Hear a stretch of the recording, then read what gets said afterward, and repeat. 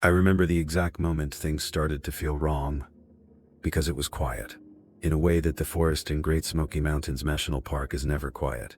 And when you work as a ranger long enough, you learn the difference between normal silence and the kind that feels like the woods are holding their breath. And that night it was the second kind. I was about 3 miles out from the nearest ranger station, driving the service road that cuts through a thick stretch of forest near an old backcountry campsite that rarely gets used anymore. And I had originally gone out there because dispatch received a call from a hiker who said he heard someone screaming somewhere deeper in the woods, but the call cut off before he could explain where he was exactly. And when dispatch tried calling back, there was no signal, which is not unusual out there, but still enough to send someone out to check. And since I was already on evening patrol, I took it. The road was narrow, and the trees pressed in close on both sides, and the only light came from the headlights of the truck, cutting through the fog that had started rolling in from the valley. And I remember thinking how strange it was that I had not seen a single car parked at the trailhead, because even late in the evening, there are usually a few backpackers out there. But the lot was empty, and the gate was still open, which meant someone had definitely gone in earlier. I parked near the trail and grabbed my flashlight and radio and started walking, because the road ends there and the rest of the area is only accessible by foot trails and old maintenance paths that wind through thick forest and steep terrain. And as soon as I stepped past the sign marking the backcountry trail system, the sounds of the forest seemed to fade even more, which I tried to ignore because sometimes weather can affect animal activity. But the deeper I walked, the more noticeable it became that I could not hear the usual insects or owls or even the wind moving through the leaves. After maybe 10 minutes of walking, I reached the old campsite clearing, and that was when I saw the first thing that made me stop. A backpack was sitting right in the middle of the clearing, like someone had set it down carefully and walked away. But there was no tent, and no sleeping bag, and no person anywhere around. I called out asking if anyone was there, and waited, but nothing answered, except the faint crack of a branch somewhere far off, through the trees. I walked up to the backpack, and saw that it was unzipped, and inside were supplies, like someone had been preparing to camp. A small stove, a water filter, a folded map of the park, and some food still sealed in plastic. But the strange part was that the map had been circled repeatedly around one specific area, deeper in the forest, near a ridge that is not even an official trail anymore, because it washed out years ago, and most hikers never even know it exists. I radioed dispatch and told them I found abandoned gear but no sign of a person, and they told me to continue checking the area in case the hiker had gotten injured nearby, so I started following the direction of the ridge marked on the map. The trail slowly disappeared into a narrow path barely visible through thick underbrush, and the fog had grown heavier, making my flashlight beam look like a tunnel through the dark. And after maybe 15 more minutes of walking, I started hearing something that sounded like slow footsteps somewhere ahead of me.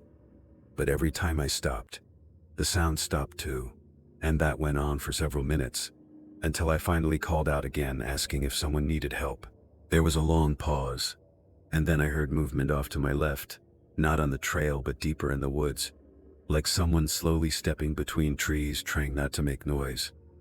And I turned the flashlight in that direction, but all it showed were trunks and thick brush swaying slightly in the wind, and that was when I noticed something else. There were footprints in the mud beside the trail, but they were not going the same direction as me. They were crossing the trail back and forth like someone had been pacing there for a long time. I crouched down and looked closer, and realized the prints were barefoot, which is extremely unusual in that terrain because the ground is covered in sharp rocks and sticks and pine needles.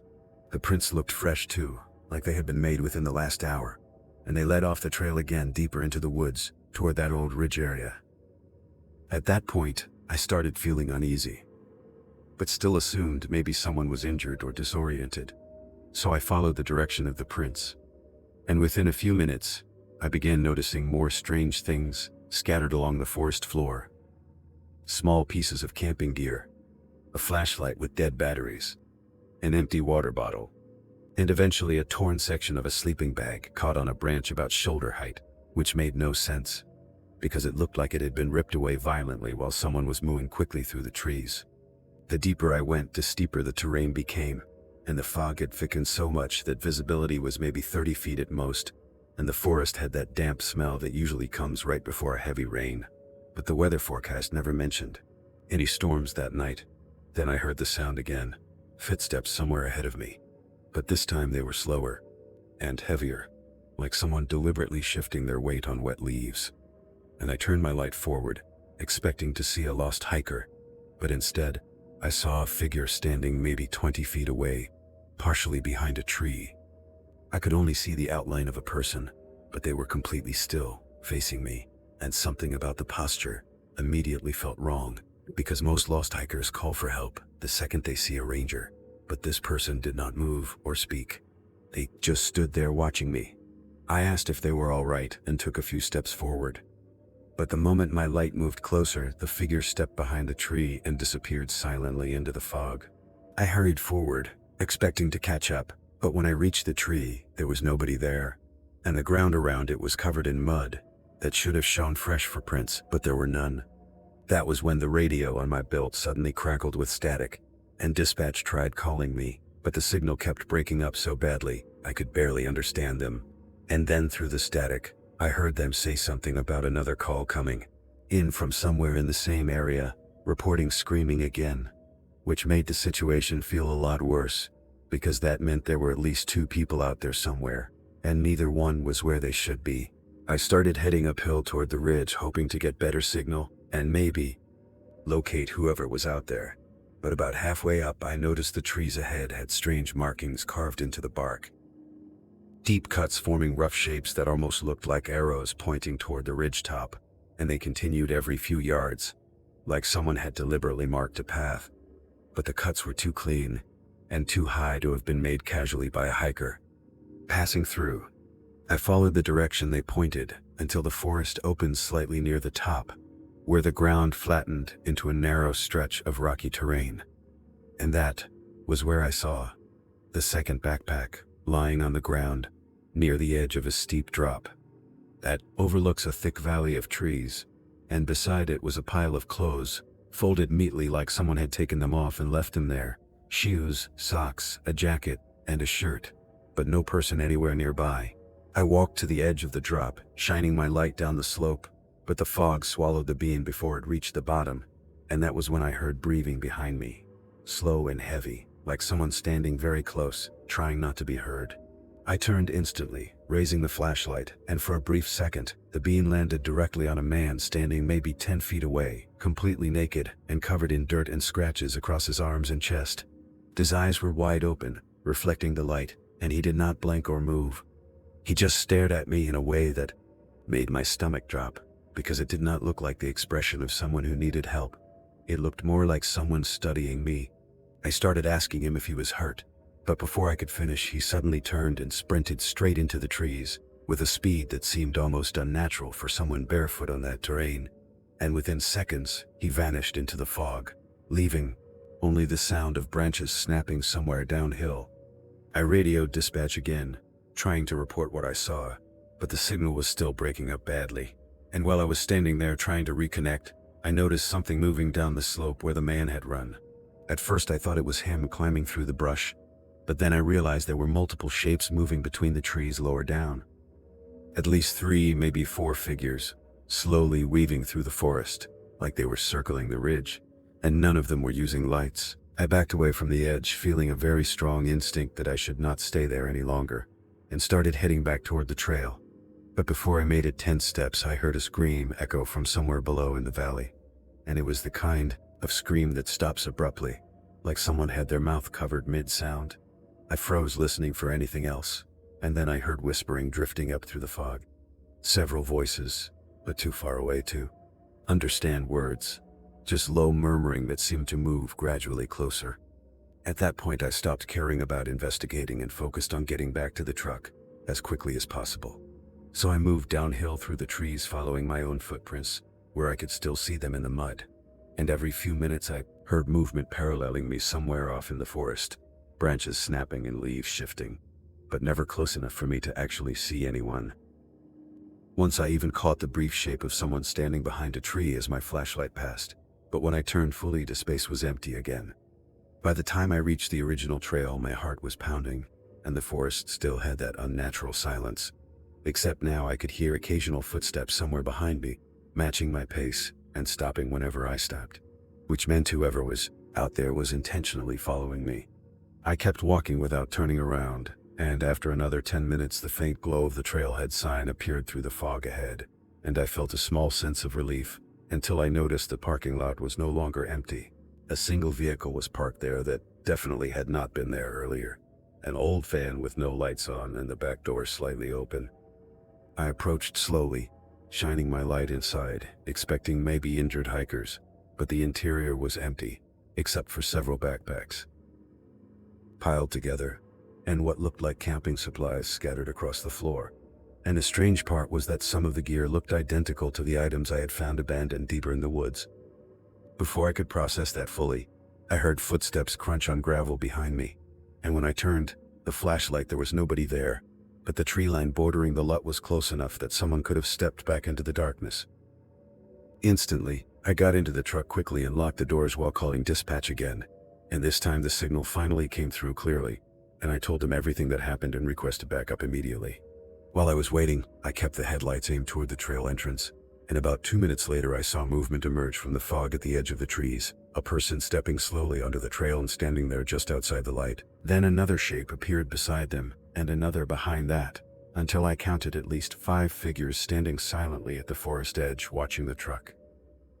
None of them moved closer, and none of them spoke. They just stood there, barely visible through the fog, until the distant sound of approaching sirens echoed up the road, and one by one, the figures turned and walked back into the trees, disappearing. Same way they came. When other rangers and local deputies arrived, we searched the area for hours but never found the people I saw, and none of the abandoned gear matched any missing person reports at the time.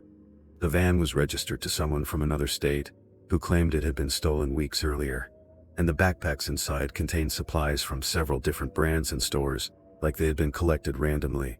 What bothered everyone most, though, was the fact that the ridge area where I saw the naked man showed dozens of barefoot footprints circling the rocks, but none of them led away from the ridge in any clear direction, and none of them matched the prints of a single individual. They overlapped like a group had been walking in circles there for hours. The official report eventually labeled the incident as an unidentified group activity, and the investigation closed without answers. But I still think about the moment I looked out from the truck and saw those figures standing silently in the fog, because the distance between them and the trailhead was exactly where the forest begins to drop steeply into that valley, and there is only one way down from that ridge, and it takes nearly 40 minutes to hike it, even in daylight, which means the people who appeared at the tree line could not have been the same ones I saw circling below the ridge earlier, unless they moved through the forest far faster than anyone should have been able to in complete darkness. And sometimes when I look back at the map from that abandoned backpack, I remember the ridge was circled over and over, like someone was trying to mark the exact place where something was supposed to happen that night. And I still do not know if I interrupted it, or if I was the reason they were all there in the first place.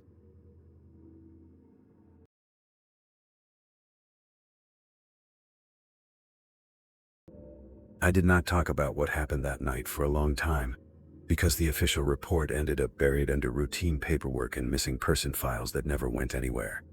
And the supervisors told me there was not enough evidence to classify it as anything criminal, so it stayed in the system as an unexplained backcountry disturbance.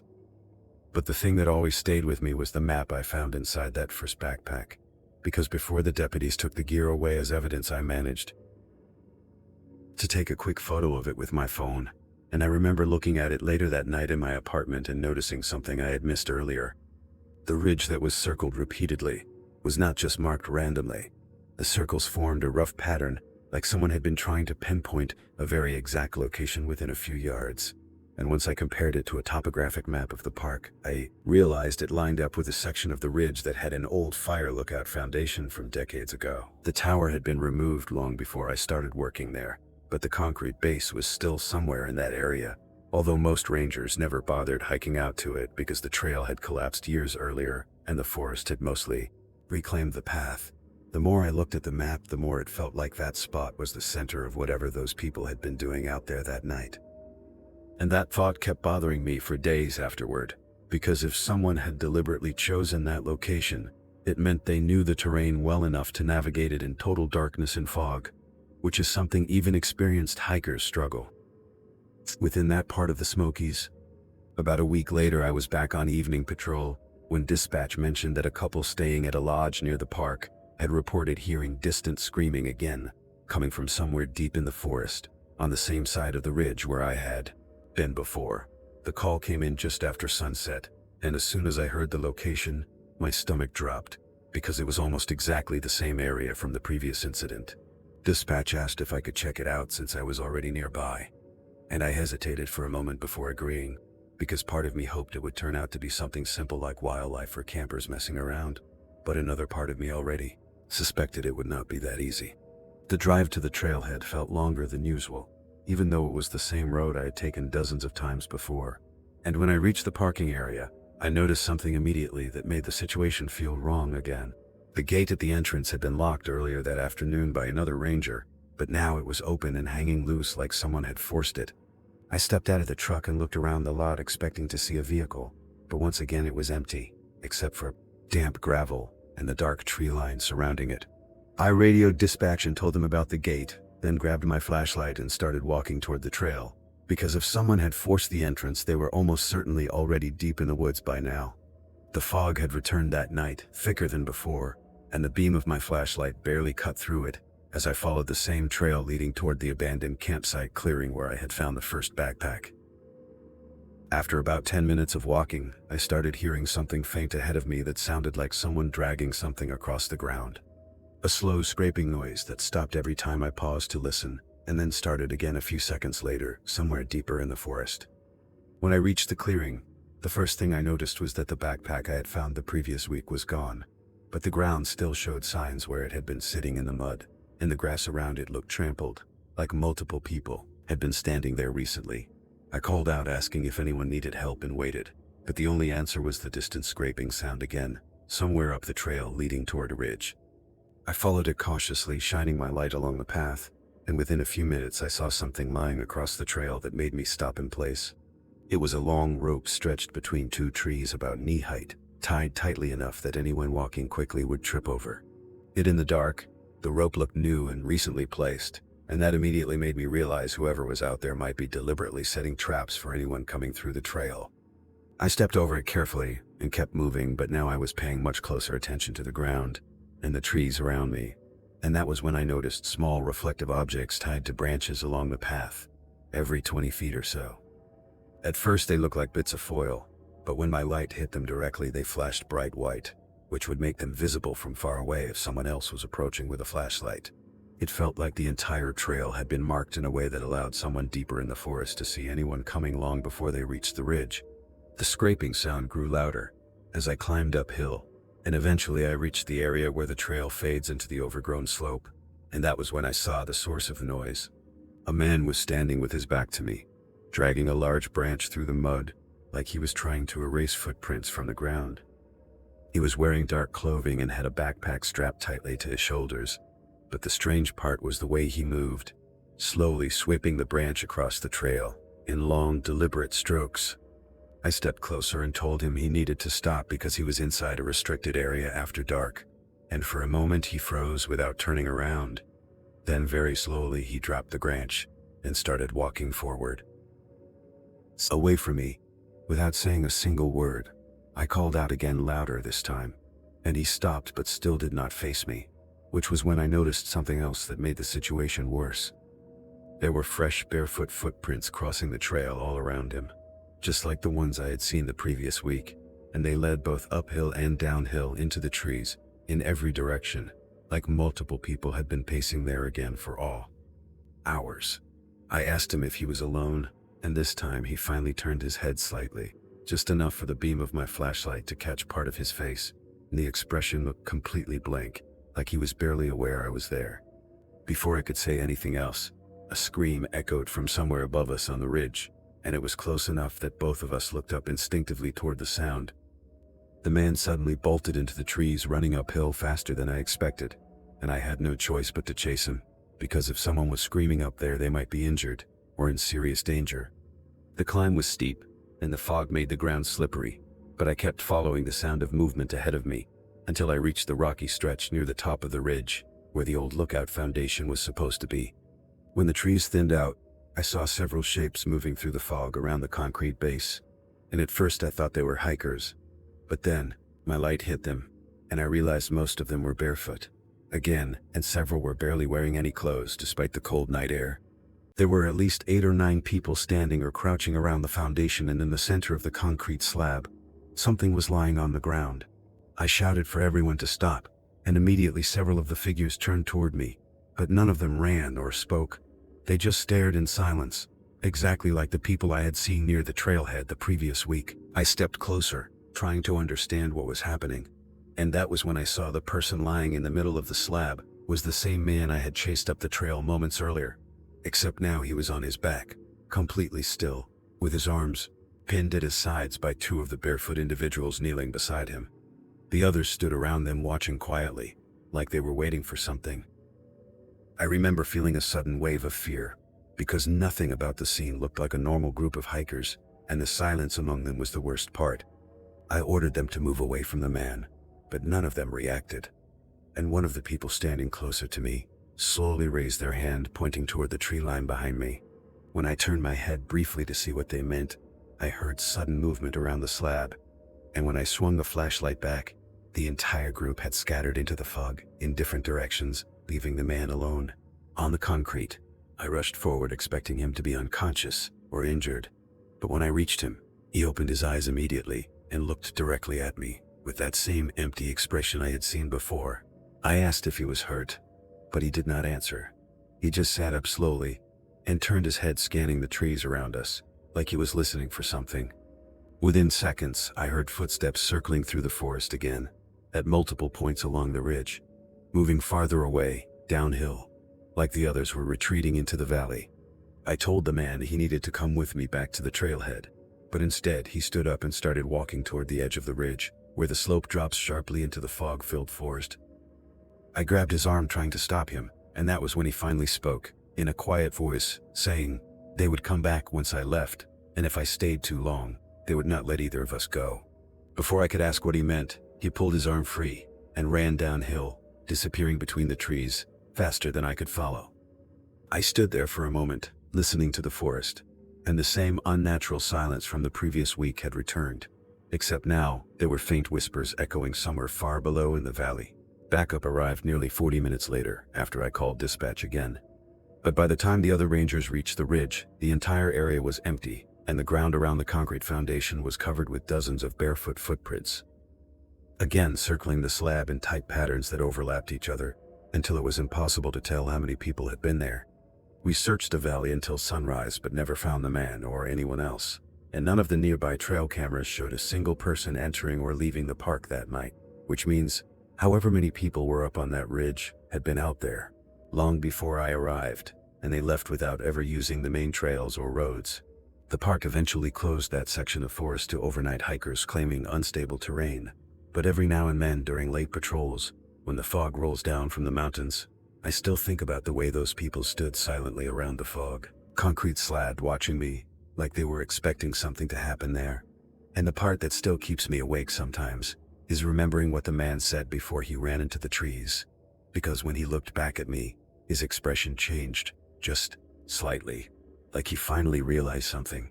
And the last thing he said was that the group had been waiting on that ridge all night because they thought someone else was supposed to arrive there before midnight, and if that person never showed up, then the next ranger who came looking for them might be the one they decided to keep.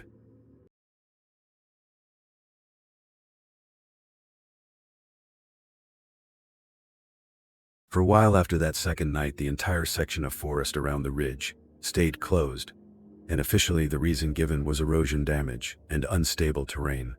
But the truth was, none of the supervisors wanted rangers patrolling that area alone anymore. The reports from those 2 nights sat in the system with no clear explanation, and the man I saw on the ridge was never identified, which meant technically there was still someone out there who might have been injured or lost. But every search effort came back empty, and eventually the attention faded, the way things sometimes do when there are no clear answers. Months passed, And the months passed, and the foggy nights of early spring slowly turned into the humid summer that always makes the Smokies feel even more isolated. By that time, I had started convincing myself the whole thing was some kind of strange group activity that I happened to interrupt, and that maybe those people simply knew the terrain better than we did, and managed to stay hidden whenever search teams went through. But even while telling myself that there were still small details I could never explain, like the barefoot footprints circling the ridge, or the rope trap on the trail, or the fact that none of the trail cameras captured a single image of anyone entering or leaving that area. Eventually, the park quietly reopened the outer trails near the ridge, although the exact lookout site remained unofficially off limits, and rangers were told to discourage hikers from wandering up there. Most people never even asked about it, because the trail leading toward the ridge had nearly vanished again under new growth and fallen branches. By late summer, the incident felt like something that had happened a long time ago, until one evening when I was finishing paperwork at the station, and one of the daytime rangers walked in holding a small camera card he had just pulled from a maintenance camera near the backcountry trail system. He said it probably showed nothing interesting, but he wanted another set of eyes on it because something about one of the images looked strange. We loaded the photos onto the computer and started scrolling through them. Most were the usual things the cameras capture out there, like deer passing through, or the occasional bear wandering across the path. But about halfway through the sequence, we reached a photo taken just after midnight, 2 nights earlier, and immediately both of us leaned closer to the screen, because there were people in the image. At first it looked like a group of hikers walking down the trail, but the more we looked, the stranger it became, because there were at least 6 figures standing in the frame, and every single one of them was barefoot. The camera flash had caught them mid-step, and the way they were positioned made it clear they were not simply hiking together. They were standing across the trail in a straight line facing directly toward the camera, as if they already knew where it was mounted. None of them were carrying backpacks, and most of them were barely wearing anything except thin clothing that looked torn and dirty. What really bothered us, though, was the timestamp, because the photo was taken exactly 1 minute after another image showing the same trail completely empty, and yet none of the people appeared to be walking toward the camera or away from it. They were just suddenly there, standing still. We checked the next image expecting them to still be visible, but the frame after that showed nothing again, an empty trail with the fog drifting through the trees. It looked like the group had appeared for a single photo and then vanished before the camera triggered again 30 seconds later. We showed the image to our supervisor and he did not say much at first, but I could tell he recognized the pattern immediately, because the people in the picture looked exactly like the figures I had described months earlier on the ridge. The supervisor asked if the camera was still active, and when the ranger confirmed it was, he told us to leave it alone for now, and not mention the photo to anyone else until he could review it further. But later that night, curiosity got the better of me, and I drove out toward the trailhead again just to see if anything felt unusual in the area. The parking lot was a souse to feel pretty good conscious. Empty when I arrived, and the gate was locked properly this time. But as soon as I stepped out of the truck, I noticed the same kind of silence in the forest that I remembered from the first night, when the woods seemed to lose all their normal sounds. I told myself I was just being paranoid, but I grabbed my flashlight anyway, and walked a short distance down the trail, just far enough to reach the spot where the maintenance camera was mounted high on a tree overlooking the path. The fog had started rolling in again like it often does after sunset, and the beam of my flashlight barely reached the branches ahead. When I found the tree with the camera, I checked the ground around it, expecting to see animal tracks or maybe signs of hikers, but instead, I saw something that made my chest tighten instantly. The dirt across the trail was covered in fresh barefoot footprints, again, overlapping each other in tight circles around the base of the tree, exactly like the patterns I had seen around the ridge. It looked like several people had been standing there for a long time, moving slowly around the camera, but the strange part was that none of the footprints actually continued down the trail in either direction. They simply formed circles in the dirt and then stopped, like whoever made them had stepped away without leaving tracks behind. I stood there staring at the ground for several seconds, before slowly raising my flashlight to look deeper into the forest. And that was when I saw movement. Between the trees, about 30 feet off the trail, a figure standing there partially hidden by fog, watching me the same way the man had watched me on the ridge months earlier. I kept the light trained in that direction, and called out asking who was there. But the figure did not answer, and did not move closer. It simply remained standing between the trees, just outside the brightest part of the beam. After a moment, another shape appeared, a few yards to the left, and then another, farther back in the darkness, until I could see at least 4 silhouettes spaced out among the trees. all facing toward the trail. None of them made a sound, and none of them stepped into the open path. But the feeling that they were waiting for something returned immediately, and it was the exact same feeling I had standing on the ridge before they scattered into the fog. I slowly backed away toward the trailhead, keeping the flashlight pointed at them, but the figures stayed where they were, watching silently from the forest. When I reached the parking lot, I got into the truck, and wow! I got into the truck and turned the headlights toward the trail entrance, and for a moment I thought they had all disappeared again, but then I saw one of them step out, just far enough that the light caught their feet. And I could see clearly that they were barefoot, standing on the cold gravel, like it did not bother them at all. The figure did not approach the truck, and did not speak. They just stood there looking toward the road, as if expecting another vehicle to arrive any second. I drove back to the station after that and reported what I saw. But by the time anyone returned to the trailhead later that night, the footprints had already been washed away by rain that started shortly after I left. The maintenance camera from that tree was eventually removed, and the photo of the group standing on the trail quietly disappeared from the files sometime after that. Officially, nothing else ever happened in that part of the park again. But every so often, when I am driving patrol on foggy nights, I still think about the way those people kept appearing, only in places where someone else was expected to show up first. And the detail that bothers me the most now is something I only realized much later, when I looked back at that original photo from the camera. Because the 6 barefoot figures standing across the trail were facing the lens like they were waiting for the picture to be taken. And in the center of the line there was an empty space between them, wide enough for one more person to stand, almost like they had left a place open for whoever arrived next.